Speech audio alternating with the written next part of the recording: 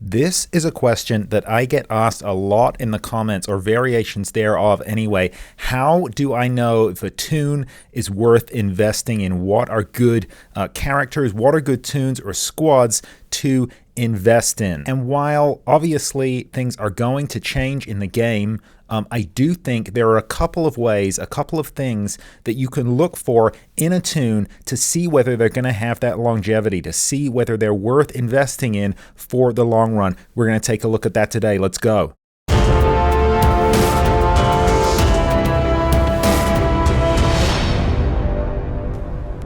Hello, ladies and gentlemen, Asgardians and mutants alike. Welcome to another Liam Maiden gameplay video. Back with more Marvel Strike Force today, and we're going to get straight down into it, answering this question: how do you spot a good toon? Which toons are worth investing in? Now, obviously, in a game like Marvel Strike Force, any free-to-play game, things are going to be constantly changing. So that means toons that were good a little while ago are not going to be that great anymore. Things are going to go in and out of favor as the game evolves. For example, back in the day, one of the first videos I made about Marvel Strike Force, I was talking about how great defenders are. You know, back in the day, to be fair, they were actually kind of good. They were an okay team, but no more. And obviously, they're a great example of having actually been broken up into various constituent other teams along the way. The point is, things change, but I do think there are a couple of ways, a couple of things you can look for when you're trying to work out, is this a toon that's worth investing in for the long run? If I pour my resources, if I take this toon up in terms of level and in terms of gear, am I still going to be using them in a few months or even years' time? So let's take a look at some characters and focus on some of these traits you want to pay attention to when deciding if a character is worth investing in. So obviously, in Marvel Strike Force, any free-to-play game, we've got power creep. Power creep means that generally speaking, newer characters are going to be more powerful than older characters, and older characters that get reworks are then going to become viable again. But that said, I think the first thing you want to think about is where you're going to use your characters, what area of the game you really want to excel at, have a focus, and Web Warriors are a great example of that, in that they're a relatively new team that excels in a specific area of the game, and they're just kind of meh elsewhere. And obviously, for Web Warriors, we're talking about raids. Lots of characters in the Web Warriors lineup have these abilities that only come into effect, these modifiers that you only gain when you're fighting in raids. Now, this makes them a great team for Doom Raid, for example, but a so-so team when it comes to another area of the game, like War, where you're maybe going to want to look at someone like Heroes for Hire, for example, a squad that gets significant boosts when they're on War defense. So this is the first tip. The first thing to look at are any mode-specific elements in the kit. If you've got a team or a toon even that have mode specific abilities, you really need to think, is that a mode I want to focus on? So some alliances, for example, they do have a strong focus on war, so you are going to want to get good war defense teams like Heroes for Hire or good war offense teams in place. If you're looking for raids, yeah, you want to do well in raids, you're trying to get up through Doom Raid, you're going to want to focus on teams that have good abilities in their kits, mode specific abilities, and those kinds of things are going to last. Another good example would be Ghost. Ghost, a relatively old toon now in the game. She's not that powerful, but she has these specific abilities that help her out in dark dimensions. They help her entire team out, actually increasing the chance of getting a critical hit on the enemy. So even though she's an old character, she still has utility in dark dimension and is still worth bringing up. Similarly, we just got an announcement that Wakandans have just got a rework in this latest patch update. That's in anticipation of this new game mode, Crucible. They're going to be a team that are going to see a lot of people investing in, an old team that many people hadn't really invested in, that suddenly have this utility because they have this new kit which interfaces specifically with a new game mode. So the first tip, any kit element that activates in a specific game mode, if you want to focus on that game mode, that is a good quality to look for in a toon, and it's probably going to mean that that toon has legs. They're going to have longevity for quite a while. The next thing to focus on is attack. When you're looking at a Toon's kit, you want to look at how their attack works. Now, a good example we'll talk about here, I think, is Gamora. Now, Gamora is a great example of a Toon who, you know, a year ago was really, she went from zero to hero with her rework, right? A year ago, she was nothing. She was a member of the Guardians team that you really did not want to invest in. Then she got this rework as part of the introduction with Infinity Watch, and suddenly she was an amazing Toon with incredibly high damage output. The thing about her damage output is it's all stat heavy. She's a really stat heavy character. So if we take a look at her empowered version here, and we check out her ultimate ability, Requiem, we can see that this does 600% damage to the enemy. Now that is huge, right? 600% damage, 6 times her attack stat is being used there on the enemy.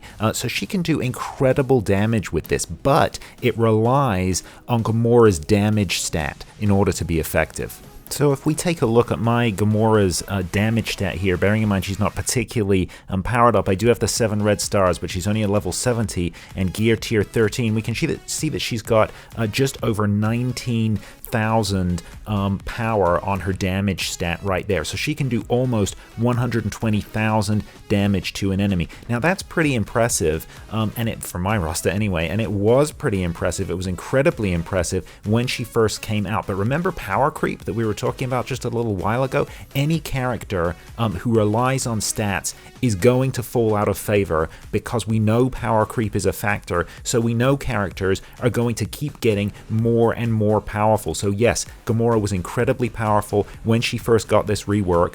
She started to fade over time, now to the point that Gamora, and indeed Infinity Watch in general, no longer a meta team, no longer powerful, and that's thanks to power creep, and it's because characters like Gamora are stat heavy. They rely on their own stats to do damage. Now if we compare that to some other characters in the game, Jubilee, as you can see here for example, yes, she's reliant on her own stats to do damage, and I should point out all characters rely on their own stats to do basic damage, but she's also inflicting debuffs on the enemy at the same time, 50% chance to inflict blind. Other characters, Storm is another example here, their attacks are not only doing damage, but they're also landing debuffs on the enemy. Now these characters are going to be characters that outlive these stat increases, right? Because they're not just reliant upon their base stats. Sure, Storm is an old character. No one's going to claim that she is, you know, incredibly powerful or a meta character in any way, but because she's able to land all these additional negative effects on the character, applying slow with this Ice Storm effect right here, she is still a character who has a lot of utility in-game. In fact, I think she's one of the underrated characters in-game. From an old character to a new character, Morgan Le Fay. Now, I've criminally not invested in her yet. Honestly, I think just about everyone has probably unlocked Morgan Le Fay at this 3-star basic level now. Really do need to invest in her. I gotta get on this. But she's a character, if we take a quick look at her Time Warp ability here, this reduces the speed bar for self, all allies, and enemies by 100% and clears 1 positive effect from all enemies. That's just the basic version, not powered up. We can see her basic attack Soul Siphon as well comes with a 5% health steal. Now that's pretty awesome because that's not relying on her 5% of her health, it's 5% of the enemy's health, right? So these kind of attacks, even though Morgan Le Fay is a new character, she's going to have stats that reflect that, so she's going to be very powerful in-game for right now. Obviously in time that will waver. Her stats will be taken over, but her ability to land debuffs and her ability to steal 5% of the enemy's health will continue to be relevant. Debuffs, just because debuffs are always relevant. 5% health steal, because again, that's relying on 5% of the enemy's health, so as their health increases, that ability will continue to have utility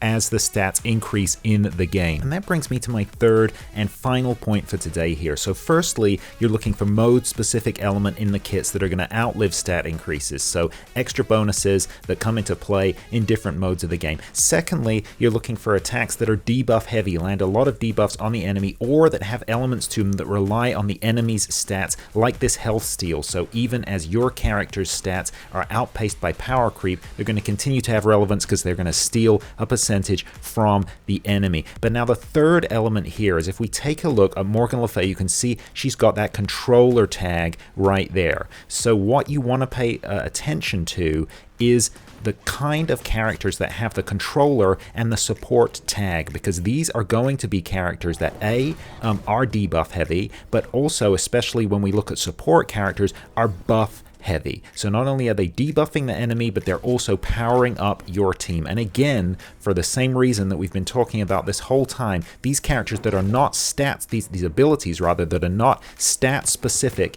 give these characters extra longevity in the game. A prime example of this would be Shuri, right? Shuri is one of these old legendaries. She's been in the game for a really long time. Many other legendaries, Iron Man, Invisible Woman, they've completely dropped off the radar. We don't really have a place for them in the game right now because they've been massively, well, Iron Man was never a great legendary to begin with, but Invisible Woman was, but she's just been completely outpaced by the power creep, the stat increase in the game. Shuri, a really old character who still remains relevant. Even though she's old, she's still probably one of the best legendaries in the game because of her ability to buff her allies. So setting aside this Crucible rework that's really, powering up the Wakandans, she's just a great legendary to take into Dark Dimension. I've been using her in Dark Dimension 3 and Dark Dimension 4. She's truly excellent because she can heal and buff the team. This is also where classic characters like Minerva with her ultimate ability Mass Phlebotomy, again with the percentage health steal, although she's also reviving an ally, and even Doctor Strange with his ability to heal and revive allies too.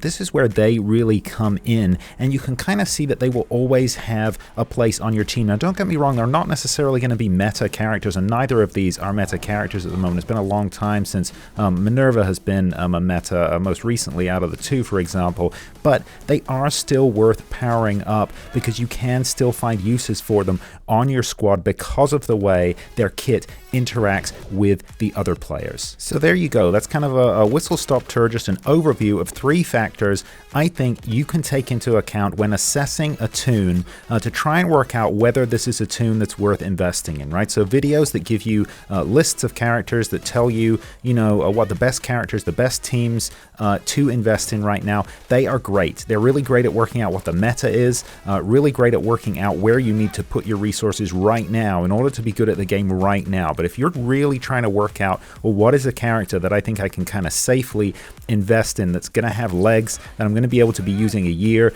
2 years down the line, these are some of the characteristics, some of the traits you want to be looking for. So first of all, we had mode-specific kits. Kits that prioritize a mode of the game that you are focused on, that is important to you and maybe your alliance in the way you play Marvel Strike Force. Secondly, you want to look at their kit for how they attack. Is it just a stats-based character, or are their attacks involving the other player's stats in any way?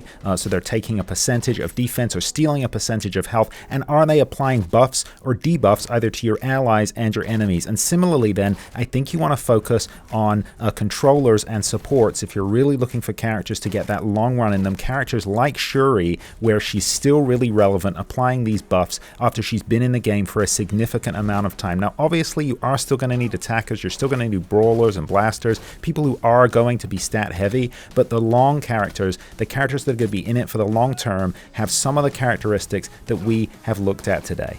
Well, hopefully that's helpful. Bearing those tips in mind, you'll be able to spot potential in toons in the game you're thinking about powering up. Do let me know your thoughts and comments down below. Do you agree with this, disagree with this? Do you think that I've got something wrong? Do you think I've missed toons? Also, what are just some of your recommendations for great toons to power up? Ones I have on the list or ones I didn't mention today? Because obviously I was just giving a couple of examples for kind of each point here, so there's tons of toons that I didn't even cover. Do let me know down below. Well, there you go. Thank you for being a part of this journey with me today. If you have enjoyed this video in any way, found it informative or entertaining, please consider giving it a like, a thumbs up down below. I really do appreciate it, and it helps out the channel. And hey, while you're here, why not consider subscribing to Liam Aiden Gameplay? I drop new gameplay videos for Marvel Strike Force and Star Wars Galaxy of Heroes every single week, and I would love to have you along for the ride. That is all from me today. I'll see you in the next one. In the meantime, look after each other.